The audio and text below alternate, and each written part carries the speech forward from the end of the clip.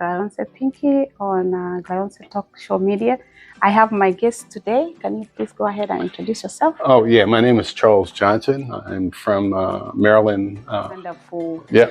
Another thing we want to talk shortly about buying a piece of land. Like me, I want to buy a piece of land. I want to buy for my child. But I've always wondered, how do I figure out where do I go? How do I go to the bank? How can I know this location they're selling? You know what I'm saying? Yeah.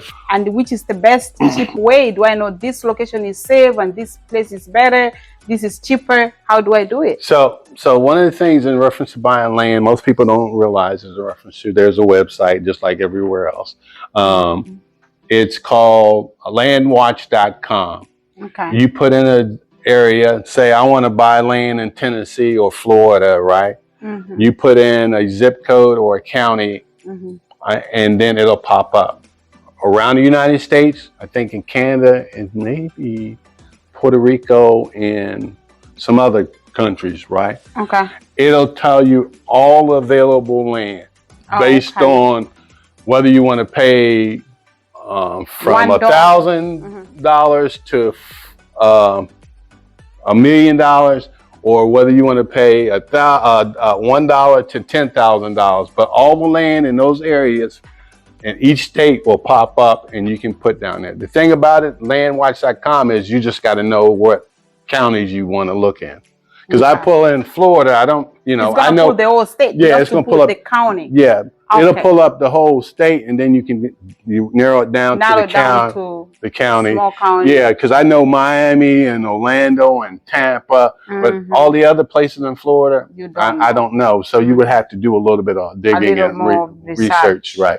Okay. And then also with land, I tell people, if you're not planning on buying a house, you can buy land and hold on to land. But when you buy land, you have to do a couple of things. Okay. One is you got to look at the planning commission. So with each place, St. Cloud, they have a planning commission or team or whatever they want to call it, right? And they zone each area. Okay. So this area right here was commercial.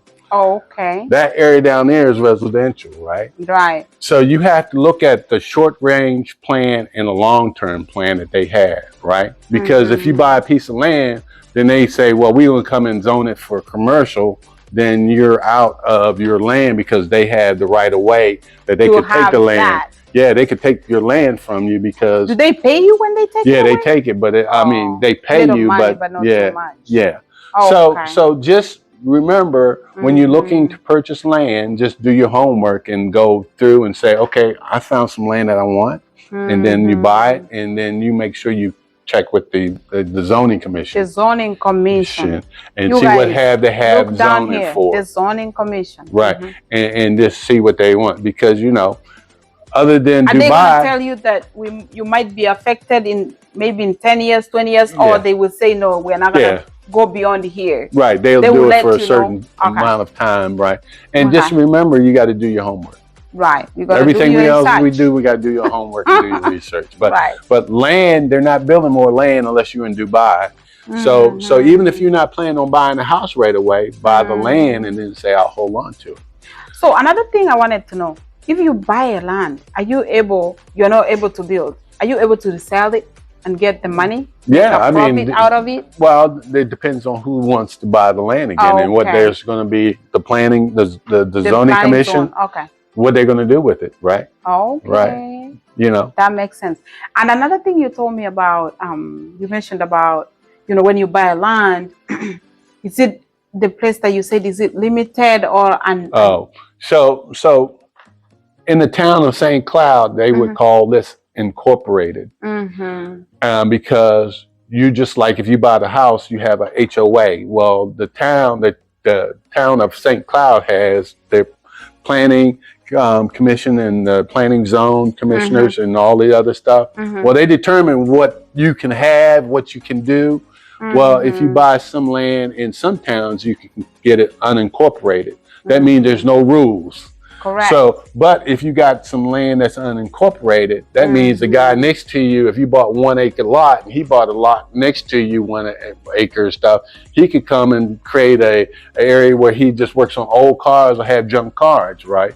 So if you get unincorporated land, make sure you get enough land where you won't see your neighbor if they So decide to build a junkyard next to you. You'd be like, I got 20 acres, so he's got I to don't be have to 20 worry about acres, that right? person. Yeah, I don't have to worry about him. I won't see him, right? I won't see my Right. neighbors. My neighbors wouldn't complain. Their Right. leaves are So coming on their way. that's the difference between incorporated and unincorporated. There's no, Unincorporated land. you know, there's not a whole bunch of set of rules that they apply to you when you're buying a piece of property. And I think depending on the location, the price also differs, right? Yeah. There's so, some location that you find it's just too expensive, right. and then it's a small piece of land. But other places you can get 5 acres at a cheaper So price. just like in Minnesota, if you go up way up north, It's more cheaper. it's a lot cheaper. I mean, I looked and then I'm like, nah, it's too cold. And then the It's state too bird cold. is in Minnesota's mosquitoes. So, so I was like, you gotta nah. use the mosquito spray.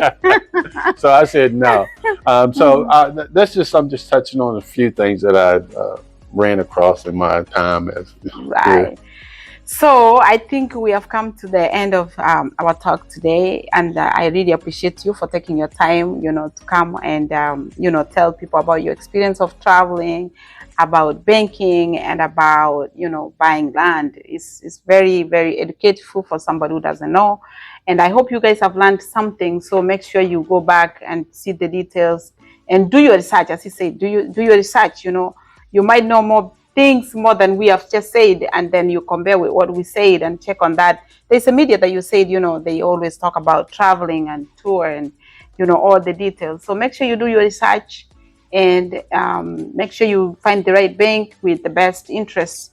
It's better for you. So yeah. Anything that you wanna add? No, I just always say if the bank is not working for you, then it's you not need the right bank. It's not the right bank, right. If it's not giving you no interest, Yeah.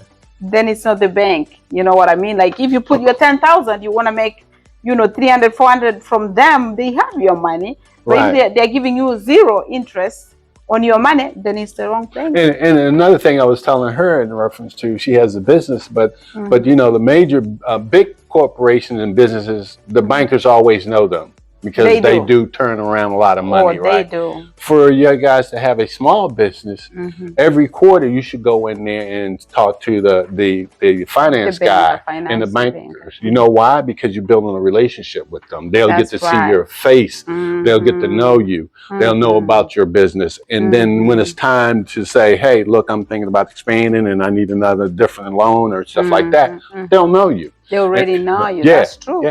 Yeah. So you know how relationships work, right? The more you know somebody, the better. The more you talk to somebody, the more they see your face, they get to be, comfortable with you. They trust you. They build the trust with you. Right. So I usually just swing by my bank and I'm like, hey, good morning. I'm just here. It's good to go there and sit down with the financial person and tell them, your ideas, your plan. They get that connection with you so that in case you need them, they will be able to respond. Right. And with finance too, I tell everybody, I said, all of us go to school to get education to make money, right? That's true. But you have subject matter experts in those fields in finance, right? Yes. And I say you should always go to talk to them. Not saying that you had to do business with them, That's but true. they can give you a roadmap Right. in reference to how make your money work for you, right? So if you have a credit union, you say, hey, look, I want to sit down. I don't have a lot of money. I want to sit down and talk to you and you can give me a roadmap. Then I go to the bank. I'll say, I need to sit down with them, right? And then you can take bits and pieces and put them together, right? That's true. And make it work for you, right? Because they went to school to show people how to make money. Yes, they do. Yeah. So as we finish up, I think I just remembered one thing that you told me about. Why am I forgetting about this? You talked about how, I think it just went through my head. I forgot. So anyway, we did talk about a lot of things, and I really appreciate you for taking your time off to come out here. We talk about a few things here and there that is very helpful. I hope you guys have learned something, and I hope you're going to use, do your research. As you said, make sure you do your research.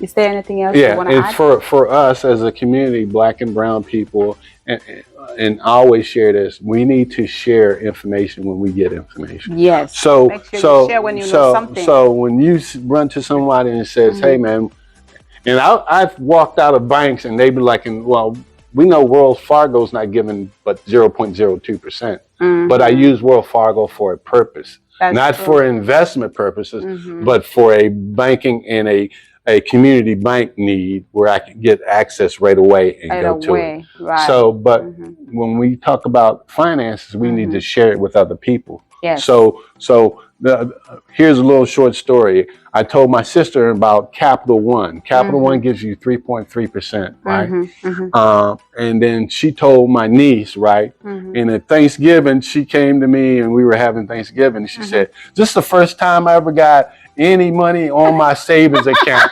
from the bank." And I think she's 35. Wow, and she didn't know for this time. And she said, "This is the first time." She said, "I made $12." She was so happy. And she was so happy. Yes. You see how that works, you right? You appreciate them. Yeah. You do. You feel good, like, okay, they gave me $20. Right. I really appreciate them. Yeah. That's a big deal. Yeah. Yeah, but people make $1,000 on the interest. It's a big deal. Right. So one thing I've just remembered, I refreshed my mind. We talked about, as Black people of color, we need to get together. We need to have that organization that has doctors and lawyers in case we need support. We are there for each other. How did you call that name? Oh, I call it, and the thing that I'm planning on in Maryland, we got a new Black governor, which is, and he wants to change the way the government works in reference to the state of Maryland, in reference to the better of the people that live there. And so he wants to come up with ideas to how we can improve things, right? And my thought process was the community of us. So we have organizations that are around in each state, in each town, trying to improve stuff in healthcare and housing and all that stuff. And when it comes to Black and brown communities, we have these small organizations that try to do that. But when I say community of us, means that once a month, or if we could resource people that have PhDs and doctors and professionals in the healthcare system, in the criminal system, in the finance system, in housing, and in all these areas, they would volunteer and then they would bring their expertise in the areas of Minneapolis. So now when these people come to the table, you're not talking about just a few people arguing a point with the people in the government. Right. We bring in hardcore, knowledgeable people, and they working on issues that affect people in our community. So these people would be working on, why is it disparity in the health care for Black and brown people? Now you got this PhD and this lawyer and this doctor and all these other people, educators, working on that, and education all across those different fields. And now they can't just poo-poo and say, no, they don't know what they're talking about. Yes, they do. They do. And then we can replicate that once we have a community of us. We can replicate that affects Baltimore or Philadelphia or Washington, D.C. or New York. And we have all these subject matter experts working on issues.